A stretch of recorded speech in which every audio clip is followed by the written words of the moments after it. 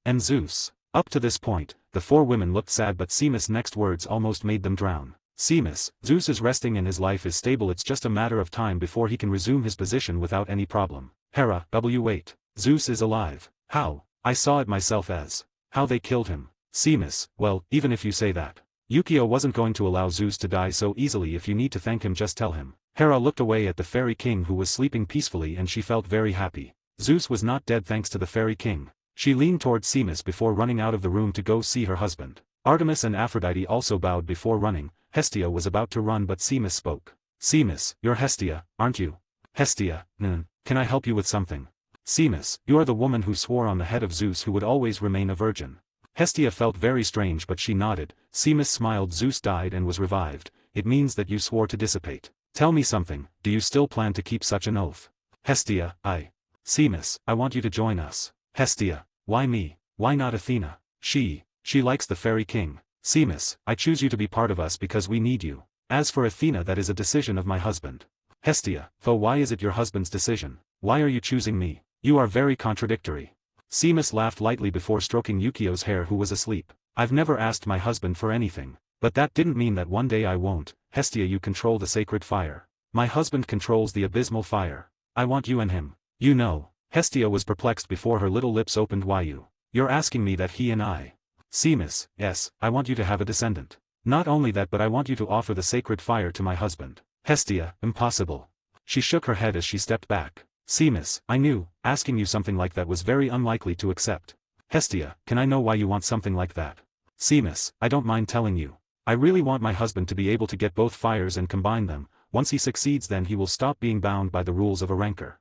Hestia, rules of a rancor? I don't understand. Seamus, it makes no sense to explain beyond this. As you said you will not accept, then please can you leave? Hestia looked at Seamus and the Fairy King for a few seconds before she nodded. She didn't know what to think, knowing that Seamus was practically asking her to have a descendant with the Fairy King. When Hestia left the room, Seamus sighed bitterly and looked at Yukio. Just let me get it. Once you get it, you can fulfill your dream.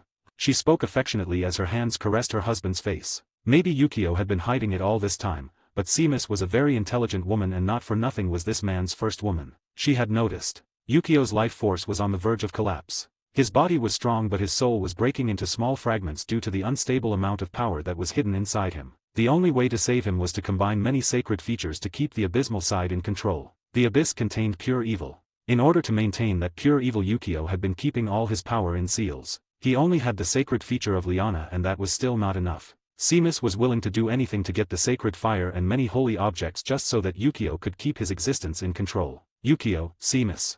Her husband's voice took her out of her thoughts when she realized that Yukio had woken up. Seamus, sorry, I didn't want to wake you up. Yukio, it doesn't matter, but what happens? Seamus, it's nothing. She smiled and got into bed while hugging her husband with love. Yukio, you're acting weird, you know. Seamus, I just want to be pampered, can I? Yukio laughed lightly and hugged his wife's waist. What better way to rest with his beautiful wife next to him? Both of them lay down while keeping smiles on their faces. Outside the mansion of Godii 13. There were many factions and clans gathered chatting among themselves. No one could enter the mansion because it was now restricted access, but nobody wanted to leave because this place was enormously full of mana. Everyone here had the goal of getting stronger and being able to transcend. Right now NYX was sitting outside while looking quite unhappy. NYX, it's not fair. I didn't even do anything, it was all Hades's fault, but I have to be out here now too. She talked in a bad mood while eating a cookie. Chang'e smiled before handing her another cookie. You shouldn't talk so loudly, why don't you just talk to King Fairy? He's not that bad. NYX, you only say it because they let you through without any problem. Also, why do they let you in? Chang'e was about to respond, but a fairy maid holding a tray full of food answered first. That's because Lady Chang'e received the honor of being treated as VIP by our Fairy King. Chang'e smiled triumphantly while taking a sweet lollipop from the tray. Jade Emperor. Chang'e, tell me the truth. What did you talk to or do with King Fairy to make you a VIP? NYX. Surely she offered herself. Chang'e blushed and gave both of them a withering look. You are wrong. Servant Fairy, please limit yourself not to make bad rumors about Lady Chang'e. NYX, you see, even the fairies defend it, that only increase my suspicions. Jade Emperor, I am with you. Chang'e, could you stop saying that? Even if you think that, then what will you say about the others? The Formus and other individuals can still enter the mansion. NYX snorted before directing her gaze to the two women who were in the distance. Jade Emperor, Eyes and Great Red. They seem to get along very well now, don't they? NYX, I think so. But what do those two do so far? The fairy maid who was nearby waved her hand and another tray full of food appeared before speaking. Queen Off Eyes and Great Red have been planning some secret between them. Chang'er, secret. Fairy maid, yes. NYX, and how do you know that much? Fairy maid, it is my job to take care of satisfying all the guests, clearly I would have to be attentive to everything around me, isn't it? Jade Emperor, your skills are scary. NYX and Chang'er agreed with the Jade Emperor. This maid seemed to be more than just a maid. Just then they noticed how a purple flash flew over the sky and soon disappeared. Chang'er, what was that? NYX/Jade Emperor, the Grim Reaper. Chang'er blinked very confusedly instantly. Athena was outside the mansion of Godei 13 and was being surrounded by many young people from various factions. This was quite common because she was beautiful enough and many men always wanted to woo her, which bothered her, and she had received rather inadequate clothes. Although the clothes Rasius had given her did not show her skin, she was still very small and made her highlight her attributes as a woman. It was uncomfortable for her that she was very used to always wear armor or loose clothing. Please Lady Athena, would you like to have an appointment with me? How about we talk for a while? Could you please have a few minutes of your time? There were several men and there were even women trying to win their friendship, but Athena felt quite annoyed. It was at that moment that a purple flash crossed and something crashed with her chest. Yaiko, mommy. I found what I was looking for, shall we? Mommy. Everyone around remained blank until their faces turned green and pale as they stepped back. Yaiko was the daughter of King Fairy, and now she has just called Athena, mommy. That could only mean something. Either this girl was very confident or King Fairy had taken Athena as a wife. Athena immediately took a few steps, disappearing from the place while laughing at Yaiko's jokes. Weren't you something wild? You also said something that could even harm me. Yaiko, yes. HMPF. They were bothering you and I simply said something to scare them away. Athena, I get it, but now they'll say I'm one of your father's wives. Didn't you think about it? Yaiko, as long as it's you I don't care. Athena was stunned and then sighed before continuing to walk. She liked Yaiko very much and didn't bother with her pranks. They both walked slowly until they reached the place where the fight had previously happened. Athena, why did we come back here? Yaiko raised her hand pointing to the copula that it was practically a garden full of flowers. Athena was amazed because that place didn't even seem to receive a scratch from the previous fight. Athena, are we going back in there? Yaiko, yes. There is something I want to give you. I already asked my dad for permission. Can you come with me? She got hold of Athena's hug as she took her hand. Athena felt somewhat apprehensive to come back in there, but seeing Yaiko's insistent look she decided to go with her. At the moment they both entered, Athena saw the same thing they noticed the previous time. The beautiful flowers and decorations along with that picture. Yaiko, I'm going to look for it. Are you waiting for me here? Athena nodded when she watched as Yaiko was leaving in the distance of the garden. She turned her gaze to the painting. Her eyes were watching the teenager who was smiling very happy as if he had just received the greatest gift of his life, and she also smiled. Athena, you seemed so happy. You didn't seem to contain anything bad inside you, and possibly there was only love. She whispered as she touched the paint with her fingers, or rather the adolescent. She couldn't believe that this little teenager who smiled so happily was King Fairy, who now seemed to be someone so cold. But she had given up today. King Fairy was cold, but with her close beings he was very docile and loving. Yaiko, what are you doing? Athena, She quickly pulled her hand away from the painting when she noticed that Yaiko had returned. Nothing. Did you find what you came for? Yaiko looked at her and then at the painting, but she just decided not to say anything while stretching her hand showing a beautiful flower. This. My father asked me to give you this. Previously, Yaiko had given her a flower, but she had lost it when the attack occurred, and she thought it was just a gift for her to put it in her hair. But Yaiko had just said that this was now a gift from King Fairy. Did King Fairy give her a flower? No matter where you look at it, it is as if she is clearly trying to tell her that King Fairy was very interested in her to the point of sending her flowers. But would that really be it? Athena, little Yaiko. This. Yaiko, take it. My dad said you had to accept it. It's a gift, okay. Athena, I'll take it, but why a flower? Yaiko smiled as she shrugged. My dad promised that you would never get hurt, that's why he said he would give you this flower. I don't understand why either, but when he says something, he will definitely do it. Athena, will he protect me? Yaiko, that's for sure. Athena, why? Yaiko, because you are my friend. Athena, just that. Yaiko, do you want anything else? Athena, oh, no. It's not that. Let's just go. Yaiko tilted her head, but she nodded as she asked Athena to will carry in her arms. Athena smiled at how spoiled this girl was and left the garden. She didn't know why Fairy King was giving her a flower, but she wanted to know. While she thought about it, she soon noticed that it was getting dark and everything was getting dark. Wait, night? How was that possible? She immediately looked up at the sky and was stunned. It wasn't just her. Everyone in the mansion area was speechless. A huge ship made of very strange wood was floating freely in the sky as it left a space throat. Kill them all.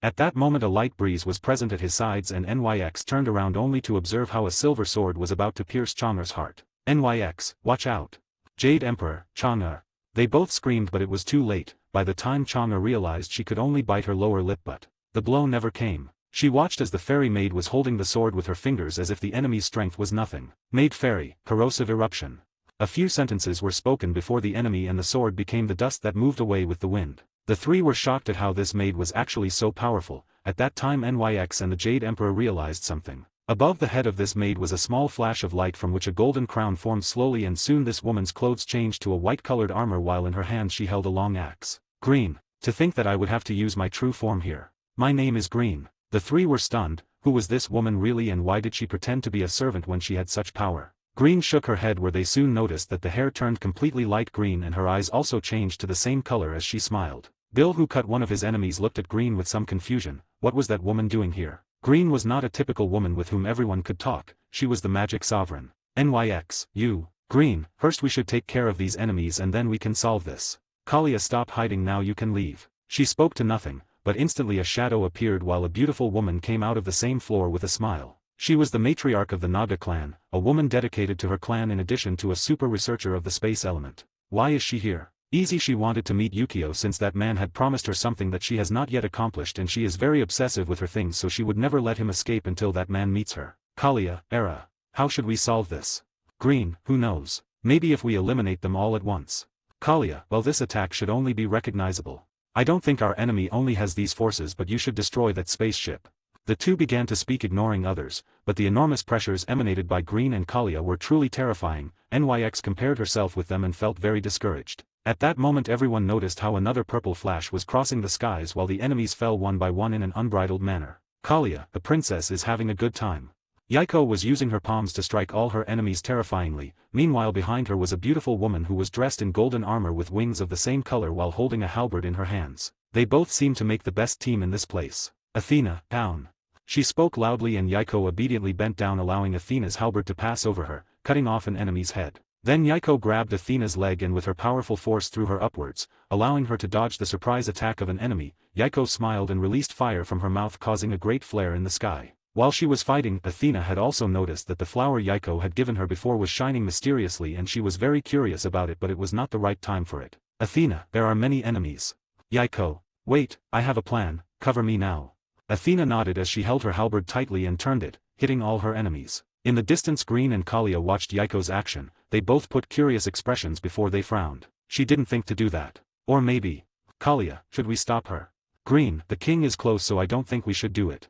They both looked at each other and nodded. If something went wrong then they would take care of it. Both of them had not meddled in battle because they realized that the enemy's strength was not very high. Possibly this was just a reconnaissance battalion. NYX and the Jade Emperor didn't know what to say. Chang'er, what does she do? Green did not intend to answer, but he realized that it was Chang'er who asked the question, therefore she bowed politely before saying, Princess Yaiko plans to use a circle of invocation. Chang'er, summoning.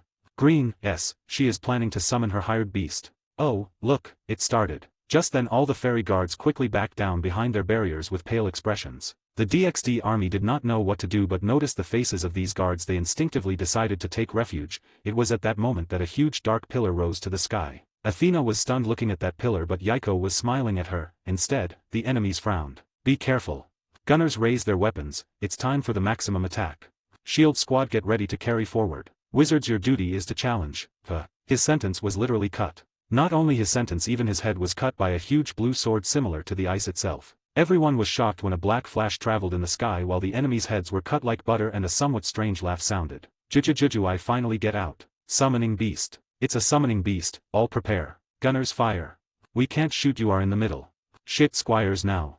The enemy was involved in disasters and as if that were not enough, this time a white flash was present while the enemies fell shattered without members. Everyone was left with their icy blood when these two beasts were present. A giant pigeon standing on two legs wearing dark clothes with a white tunic on his body in addition to wearing a black crown on his head was holding a blue sword similar to the same ice with his hands. This stuff had no wings, but it had hands and looked like a fat man, but that immense pressure and aura that emanated was really scary. Instead, the other beast was a pure white wolf with blue eyes and was on all fours looking fiercely at his enemies. At that moment the wolf raised his leg while he was on the ground and hit the ground hard, causing a small rumble. No one thought anything strange about that, but soon the whole situation changed when huge pillars of ice came from the ground, impaling many enemies who were not prepared. The factions and clans were impressed with these two beasts. They didn't know what it was, but they were absolutely very powerful. They all looked at Yaiko, who was holding in her hands a black scythe. Athena was by her side holding a halberd and a golden shield while watching the enemy's situation. The enemies ran out of options and quickly chose to escape. They were simply a reconnaissance battalion and it was time to leave.